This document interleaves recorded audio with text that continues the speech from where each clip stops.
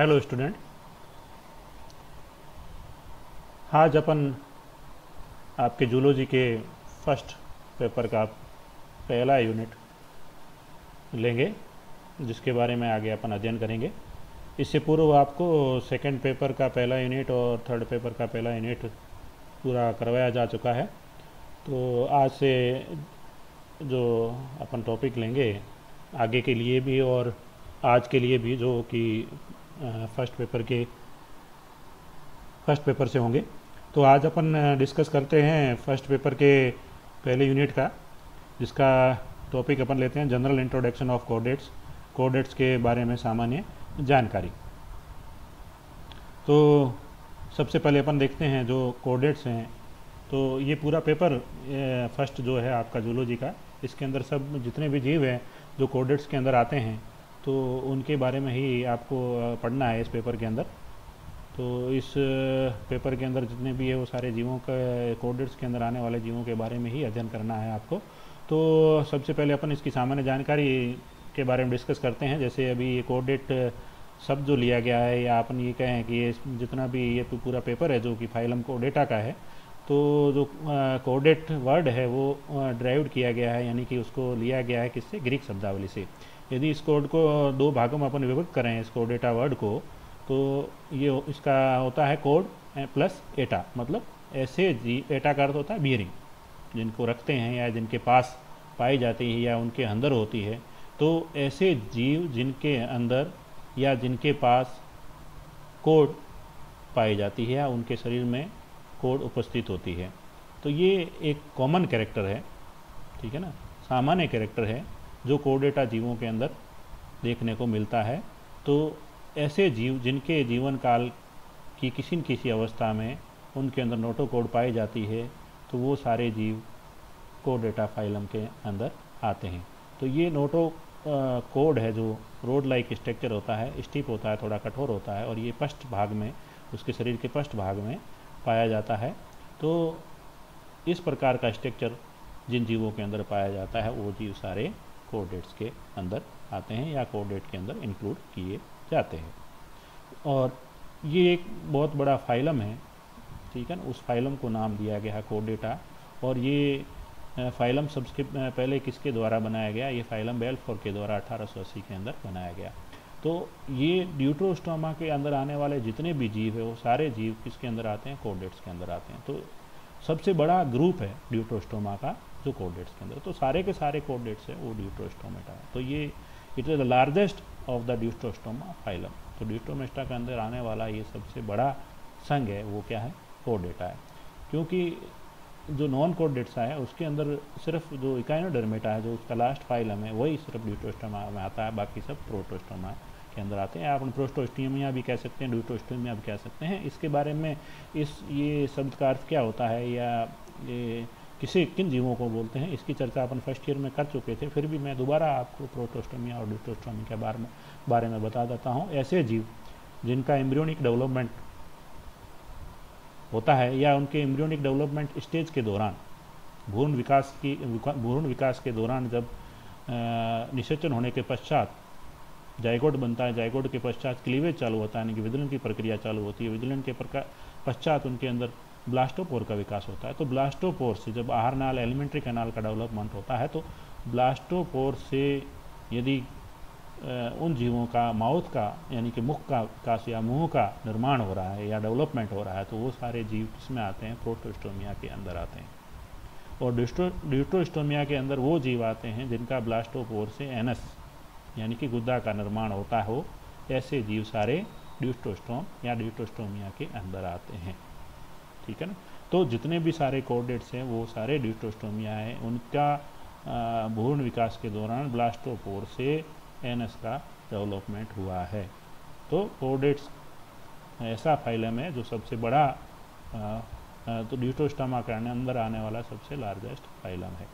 तो phylum comprising vast variety of living, तो ये इसके अंदर अलग अलग वेराइटीज़ के जीवित और लुप्त जीव भी इसके अंदर रखे गए हैं, इंक्लूडिंग मैन हिमसेल्फ, मनुष्य को भी। तो living coordinates are well known familiars, ठीक है ना। लिविंग कोऑर्डिनेट्स, जो जीवित कोऑर्डिनेट्स हैं, वो वेल नॉन फेमिलियर वर्टिब्रेट्स हैं उनके अंदर आने वाले जितने भी ये कशेरुकी जीव हैं, और कशेरुकी जीवों में कौन कौन से जीव, मछलियाँ हैं, फिशेज है, एम्फीबियंस है, रेप्टाइल्स है, सरीसृप है, बर्ड्स है और मैमल्स, ये जितने भी ये क्या well non coordinate living vertebrates हैं जो कोऑर्डिनेटा के अंदर आते हैं और इन जीवों को कोऑर्डिनेट्स के अंदर रखा हुआ है। और इनके अंदर आने वाले ये जितने भी जीव है, फिशेज, एम्फीबियन, बर्ड्स, रेप्टाइल्स, ये किस प्रकार के हैं, ये वो जीव हैं जो जल के अंदर लवणीय जल में भी रहते हैं, स्वच्छ जल में भी रहते हैं, ज़मीन के ऊपर मतलब टेरेस्ट्रियल भी है, थलीय भी है और हवा में उड़ने वाले भी जीव हैं, जो ये इस प्रकार के मतलब इनकी वेस्ट वेराइटीज़ ऑफ है, इनके अंदर विविधता हैं, अलग अलग किस्म हैं, ठीक है ना, जो अलग अलग जगह पर रहते हैं वो जीव कोऑर्डिनेट्स के अंदर आते हैं। डाइवर्सिटी ऑफ, इनकी विविधता इनके रूप में देखने को मिलती है, इनकी पीढ़ियों में, अलग अलग पीढ़ियों में देखने को मिलती है, इनके आवास में देखने को मिलती है। तो ये ऐसे जीव हैं जो अलग अलग जगह पर पाए जाते हैं, अलग अलग हैबिटेट्स में रहते हैं, अलग अलग इनके अंदर अलग अलग जगह के अनुसार इनके अंदर विकास हुआ है। तो इस प्रकार के जीव कोऑर्डिनेटा के अंदर रखे जाते हैं। तो आगे अपन इस स्लाइड में डिस्कस करेंगे ऐसे जो मूल आधार लक्षण जिनके आधार पर ऐसे जीवों को कोऑर्डिनेट्स के अंदर रखा जाता है, तो उनके कुछ बेसिक कैरेक्टर्स हैं जिनको देखकर जिनका पता लगाकर उन जीवों को कोऑर्डिनेट्स के अंदर रखा जाता है या कोऑर्डिनेट के इंक्लूड किया जाता है। तो ये लक्षण उन जीवों के अंदर जो कोऑर्डिनेट्स के अंदर आते हैं उनके जीवन काल की किसी न किसी अवस्था में ऐसे लक्षण पाए जाते हैं। जरूरी नहीं है कि ये लक्षण उसके पूरे जीवन काल में पूरे जीवन काल के दौरान उसके अंदर ये सारे लक्षण उपस्थित हो या ये सारे लक्षण उस समय देखने को मिलते, ये जरूरी नहीं है। ये लक्षण उनके कहीं न कहीं किसी न किसी अवस्था में आपको दिखाई देंगे या देखने को मिलेंगे। तो वो मूल लक्षण क्या है, बेसिक लक्षण क्या है, ये 5 बेसिक लक्षण है। पहला है डोर्सल हॉलो नर्व कोड, ठीक है ना, जिसको तंत्रिका तंत्र कहते हैं। ये सेंट्रल कम्युनिकेशन के जीव के अंदर जितना भी जो संचार है वो एक ऑर्गन से दूसरी ऑर्गन या एक जगह से दूसरी जगह पर शरीर में होता है, तो उसके लिए ये सहायक है, जिसको बोलते हैं डोर्सल हॉलो नर्व कोड। ये एक ट्यूब लाइक स्ट्रक्चर है, होलो लाइक स्ट्रक्चर है, जो ट्यूब अंदर से होलो होती है, तो ये शरीर के अंदर पाया जाता है, जैसे spinal cord, central nerve system, brain जो आगे चल के विकसित होते हैं, जिसको डोर्सल हॉलो नर्व कोड कहते हैं। सेकेंड जो मुख्य लक्षण है वो है नोटोकोड्स, जिसके बारे में अपन ने पूर्व में चर्चा कर दी, जिसको अपन कहते हैं long support below nerve code के जस्ट नीचे की तरफ ये पाई जाती है, तंत्रिका कोड के नीचे की तरफ, जिसको नोटोकोड और हिंदी में पृष्ठरज्जु या पृष्ठदंड कहा जाता है। और ये जो लोअर कोऑर्डिनेट्स और हायर कोऑर्डिनेट्स में जैसे ही वर्टिब्रेट में रूपांतरित होते हैं, तो वहाँ पर ये नोटोकोड से वो वर्टिब्राई में यानी कि बैकबोन में रूपांतरित हो जाती है। तीसरा मुख्य कैरेक्टर है फेरेंजियल पाउचेस।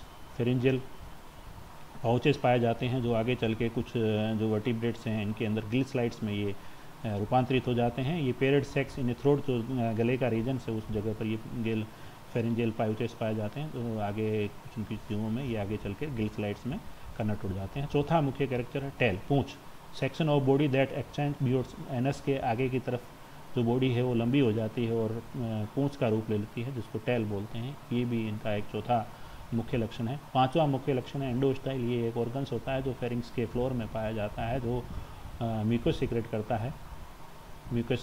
है, जिससे लुब्रिकेशन मिलता है फेरिंग्स को और इवन फूड ट्रैक्ट को। तो ये 5 जो लक्षण हैं जो जो कोऑर्डिनेट्स के किसी न किसी कोऑर्डिनेट्स में आने वाले जीवों के किसी न किसी जीवन काल की किसी न किसी अवस्था में ये लक्षण देखने को मिलते हैं, जिसके आधार पर ऐसे जीवों को कोऑर्डिनेटा के अंदर रखा जाता है। ये डायग्राम जिसमें आपको ये जो जितने भी ऑर्गन्स है जिससे ये क्लेरिफाई किया जाता है कि ये जीव कोऑर्डिनेट्स के अंदर आता है, तो मसल सेगमेंट्स जिसको मायोटर्म्स बोलते हैं, नोटोकोड जिसको पृष्ठरज्जु या पृष्ठदंड बोलते हैं, dorsal hollow nerve tube like structure होता है जिसको नर्व कोड होते हैं, जिसमें spinal cord, central nerve system, peripheral nerve system, brain, इनका निर्माण होता है।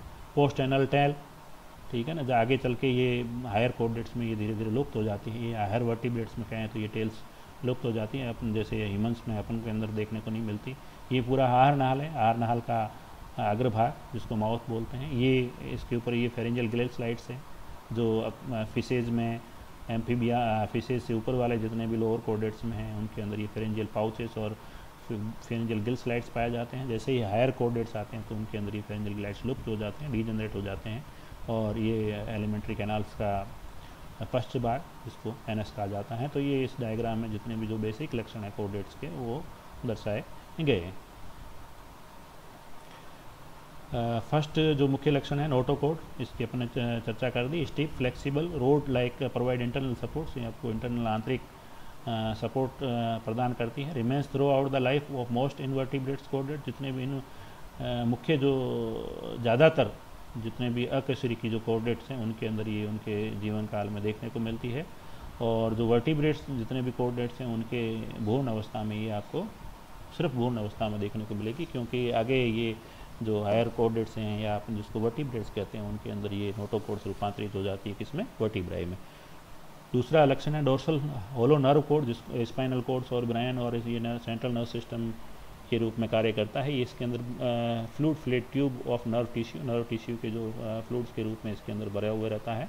Runs the length of the animals, जो एनिमल्स की जो शरीर की जो लंबाई है उसके साथ साथ ये चलती है। Just dorsal to the notochord है उसके जस्ट ऊपर की तरफ ये पाई जाती है। Present in chordates through out the embryonic and adult life, जितने भी कोर्डेट्स हैं उनके कहीं कहीं एम्ब्रियोनिक अवस्था में या पूरी एम्ब्रियोनिक अवस्था में या उसके पूरी वयस्क अवस्था में ये नर्व कोड आपको देखने को मिलती है। तीसरा जो इसका है pharyngeal Gill slides, pairs of opening through the pharynx, जो फेरिंक्स के उसके आसपास जो पेयर के रूप में ये गिल स्लाइड्स देखने को मिलती है।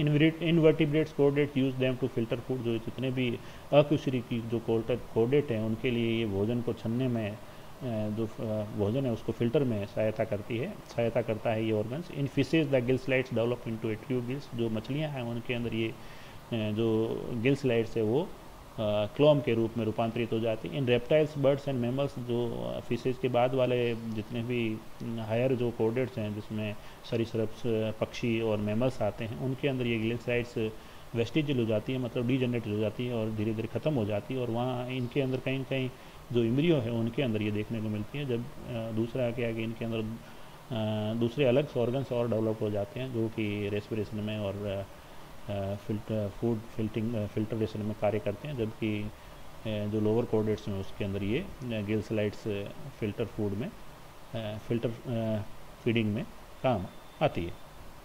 एंडोस्टाइल चौथा, तो ये अपने उसमें पहले भी बता दिया, ये म्यूकोसिक्रेटिंग स्ट्रक्चर है जो फेरिंग्स के फ्लोर में पाया जाता है। जो इससे क्या है कि छोटे छोटे जब भोजन करते हैं या सांस लेते हैं तो छोटे छोटे कण हैं जो इसके चिपक जाते हैं, तो ये भी फिल्ट्रेशन में भी सहायता करता है और लुब्रिकेशन में भी सहायता करता है, इसके द्वारा जो सीक्रेट किया गया मुकस।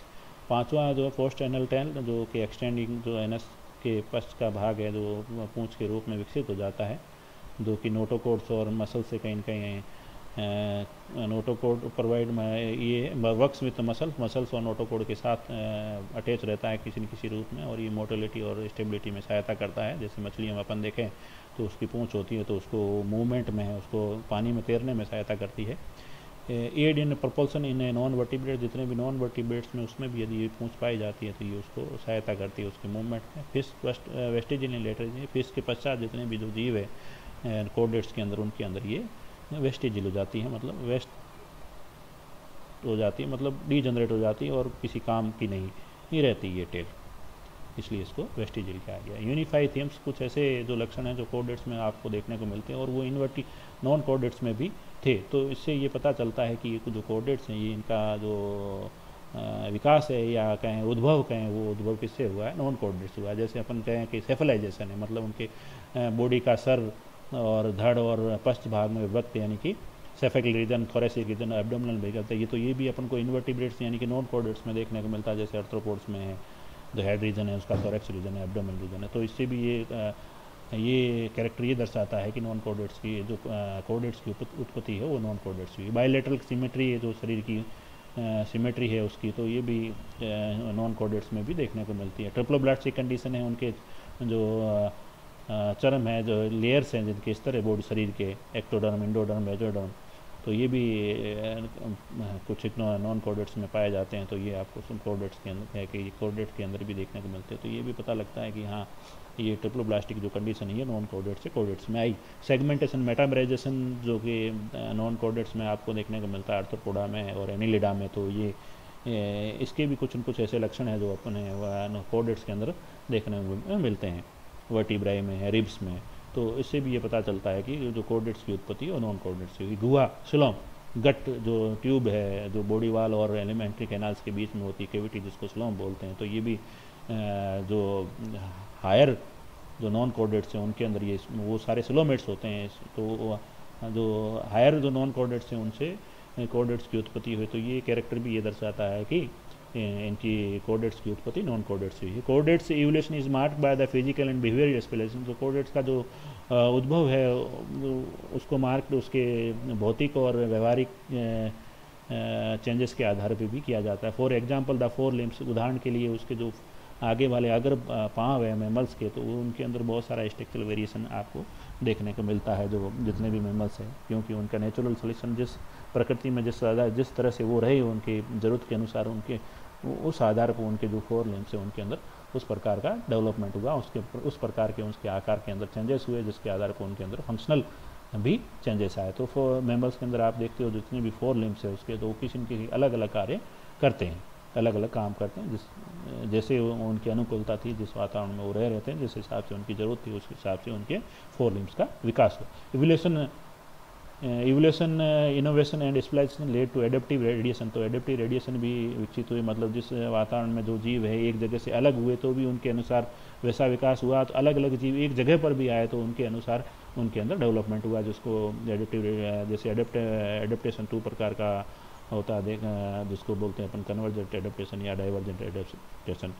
मतलब कुछ ऐसे जीव है जो एक जगह से अलग अलग जगह पर चले गए तो उनके अंदर डाइवर्जेंट एडेप्टेशन हो गया। कुछ ऐसे अलग अलग जीव और एक जगह पर आ गए उनके अंदर कॉमन एक ही टाइप का डेवलपमेंट हुआ। जैसे अपन बात करें कि जो कुछ ऐसे हैं जो अलग अलग टेक्सा में आते हैं, लेकिन वो जैसे फ्लाइट्स तो उड़ने वाले जीव है, तो उड़ने वाले जीव ज़रूरी नहीं है कि सिर्फ बर्ड्स ही हो, तो मैमल्स भी उड़ते हैं, तो रेप्टाइल्स भी कुछ है तो फ्लाइट करती है, तो उनके अंदर एडेप्टेशन हो गया उड़ने के लिए। तो वो उनके अंदर वो क्या है, किस प्रकार एडेप्टेशन है, वो कन्वर्जेंट एडेप्टेशन है। They are functionally their structural are changes but functional उनका सिमिलर है, जेनेटिकली तो उनका स्ट्रक्चर है वो डिफरेंट है, तो वो क्या कहलाता है, कन्वर्जेंट इवोल्यूशन कहलाता है। और जेनेटिकली सिमिलर है, दे perform different function in a different area, but उनके जो पूर्वज है वो एक ही है, तो एक ही जगह से निकले और अलग अलग जगह पर रहने लगे, तो उनके अनुसार उनका अनुकूलन उनके ऑर्गन्स में चेंजेस आ गया उनके अनुसार, तो वो क्या हो गया, डाइवर्जेंट इवोल्यूशन हो गया। लेकिन दे आर जेनेटिकली सिमिलर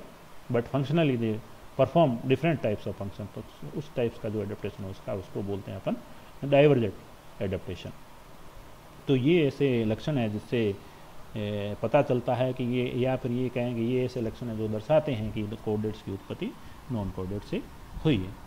तो आगे की स्लाइड्स में अपन देखते हैं कुछ एडवांस लक्षण हैं जो कोडेट्स नॉन कोडेट्स में नहीं है, जो कि कोडेट्स में ही देखने को मिलते हैं। तो ये इनके अंदर इस प्रकार का डेवलपमेंट हुआ। जैसे लिविंग एंडोस्केलेटन है, जीवित आंतरिक जो कंकाल है, जो आपको नॉन कोडेट्स में नहीं देखने को मिलेगा। वहाँ पर जो होता है वो डेड स्केलेटन पाया जाता है। जैसे अपन काइटिन देखें तो काइटिन क्या है, डेड स्केलेटन है। तो उनकी जो कोडेट्स हैं उसके अंदर किसी जो एंडोस्केलेटन है वो जीवित है और वो उनके शरीर के विकास के साथ साथ उनके अंदर भी डेवलपमेंट्स होता है। एक्सेप्शन ऑफ सम इकाइनोडर्मेट्स, जो नॉन कोडेट्स के अंदर जो अपवाद के रूप में अपन यदि देखें नॉन कोडेट्स में, तो इकाइनोडर्मेट्स के अंदर आने वाले कुछ जीवों के अंदर लिविंग एंडोस्केलेटन पाया जाता है, जबकि जितने भी कोडेट्स हैं उनके अंदर लिविंग एंडोस्केलेटन पाया जाता है। इफिशिएंट रेस्पिरेशन, जो कि आपको नॉन कोडेट्स में देखने को नहीं मिलता, कोडेट्स के अंदर इफिशिएंट प्रकार का रेस्पिरेशन देखने को मिलता है, जबकि जो नॉन कोडेट्स हैं उसमें ट्रेकियल रेस्पिरेशन है वो इफिशिएंट होता है, बट लेकिन वो फॉर स्मॉल साइज जीवों के लिए, छोटे जो आकार के जीव होते हैं उनके अंदर ट्रेकियल रेस्पिरेशन एक इफिशिएंट रेस्पिरेशन की तरह कार्य करता है। जबकि यदि ट्रेकियल रेस्पिरेशन कोडेट्स के अंदर हो, क्योंकि कोडेट्स के जो जीव है वो बड़ी साइज़ के होते हैं, तो वहाँ पर ये इफिशिएंट की तरह इफिशिएंटली वर्क नहीं करेगा tracheal system.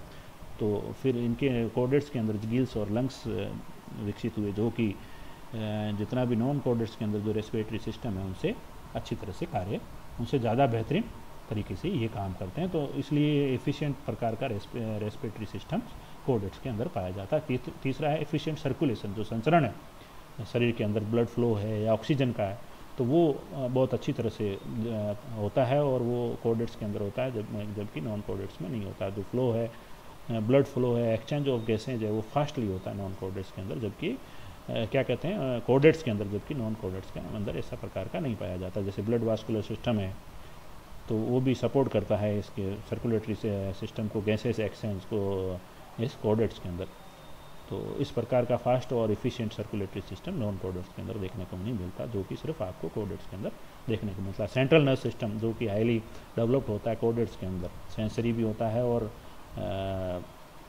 Peripheral nervous system भी होता है, ब्रेन भी होता है। तो ये सारे जो सेंट्रल नर्वस सिस्टम के अंदर आने वाले या पेरिफेरल नर्वस सिस्टम के अंदर आने वाले जो जितने भी ऑर्गन्स हैं वो हाईली डेवलप्ड होते हैं कोर्डेट्स के अंदर, जबकि ये नॉन कोर्डेट्स के अंदर नहीं होते हैं। It provide great power. तो ये जितने भी जो हाईली डेवलप्ड कैरेक्टर है जो कि नॉन कोर्डेट्स में पाए जाते हैं, इसी वजह से कोर्डेट्स के अंदर आने वाले जीवों ने अपने को अलग अलग एनवायरनमेंट के अंदर एडेप्ट किया, अलग अलग एनवायरनमेंट के अंदर अपने आप को अनुकूलित किया। तो इसी लक्षणों के आधार पर ये वेस्ट वेराइटीज़ ऑफ टाइप्स का एडेप्टेशन और वेस्ट वेराइटीज़ ऑफ टाइप्स की हैबिटेट्स इन जीवों के अंदर देखने को मिलती है। तो आज इस टॉपिक को यहीं ख़त्म करते हैं, जिसके अंदर आपको जो इसके बेसिक जितने भी लक्षण थे कोर्डेट्स के वो उसके बारे में अपने चर्चा की, वो आपको बताए गए। और कुछ ऐसे लक्षण थे जिनसे ये लगता है कि इनकी कोर्डेट्स की उत्पत्ति नॉन कोर्डेट्स से हुई है। कुछ ऐसे जो लक्षण हैं जो नॉन कोर्डेट्स में नहीं देखने को मिलते और वो एडवांस्ड कैरेक्टर है और वो सिर्फ कोर्डेट्स में ही देखने को मिलते हैं, जिसकी वजह से इन कोर्डेट्स के अंदर आने वाले जीवों ने अपने आप को बेहतरीन तरीके से अनुकूलित किया अलग अलग वातावरण में बजाय नॉन कोर्डेट्स की। Thank you.